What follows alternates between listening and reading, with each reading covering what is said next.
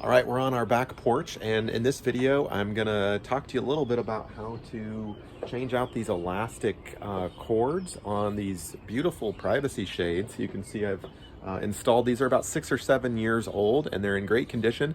I take them down in the winter, put them up in the summer, and pretty much keep them like this, fully drawn, unless there's high winds or whatnot. You can see when winds happen, it's like a parasail. It starts to, and it puts a lot of pressure on these elastic cords that kind of hold these into place. And so in this video, we're going to be replacing those cords. These are the new ones. The old ones were broken and frayed and snapped. And so let me show you how to do that.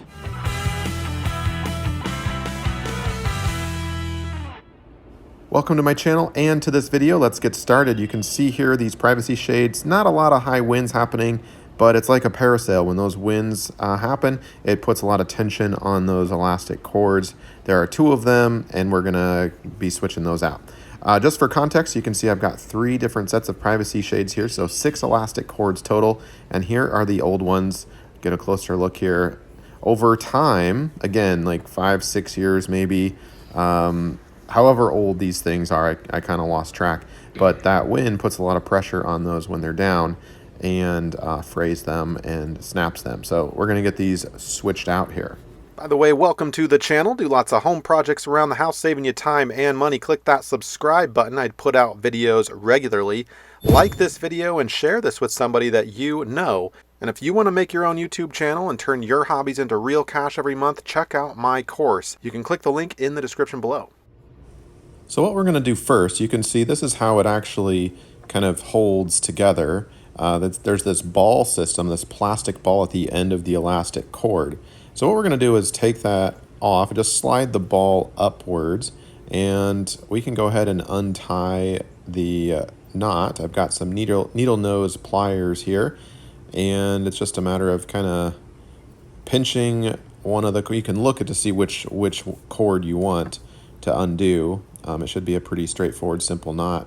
So grab onto one of those with your needle nose pliers and just kind of pry it out or backwards, and it should loosen up and allowing you to remove this plastic ball that fits into the part that's attached to the wall. You can see that little black plastic piece there. So we'll get that slid off, and then there's, as far as removing the cord, that should be pretty simple. But look how weak that is. That is no good. So I'm going to put links down below for the brand new cords that I bought. You want it to match that up, the same diameter and probably the same color, although you can get crazy if you want and do a different color. I went to Joann Fabrics, or they didn't really have what we were looking for, so we ordered these online. Links down below for some good options for you, but again, make sure you confirm the size and the diameter. That is important. Otherwise, you might run into some trouble with keeping that plastic ball on. So we're going to cut that to size. You can see I used the old one as a template, and it's got to be the exact length. You could be off a little bit, but we're going to try to keep it the same. So we're going to take the new cord, and we're going to bring it through the ring on the curtain, and then take the black plastic ball, make sure it's oriented the correct way, and we'll slide that up, and we're going to put a couple of knots by hand on the end. And you want the knot to be as far to the end as you can. I'll give you a better view here in a minute. My fingers are kind of in the way, but I'm just tying a knot and then a double knot at the end. You want the knot to be thick enough so that the ball won't obviously fall off.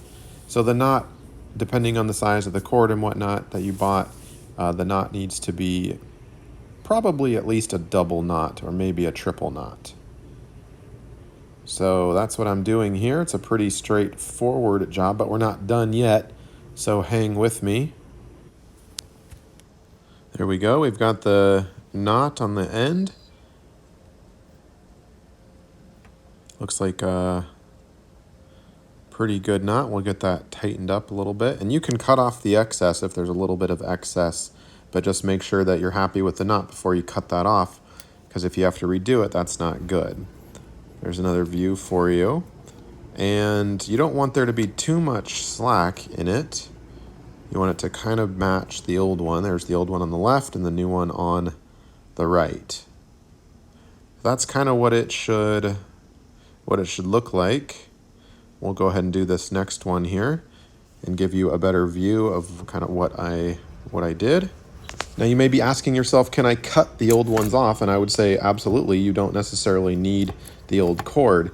But again, you're going to use the old one as a template to make sure that it is measured, your new cord is measured perfectly in terms of the correct length. So, but yeah, you can snap those off with the scissors. That's definitely easier than untying the knot on the old cord. And you might have to use a needle nose pliers to pull out the old cord from the plastic ball. Okay, so we've got the plastic ball here. Now, one other tip, so that the ends of the new cord don't fray, because you're going to be cutting that with the scissors down to the correct length. And there's fabric on the outside of this elastic cord. So get a lighter and just very, very lightly, just like you see I'm doing here.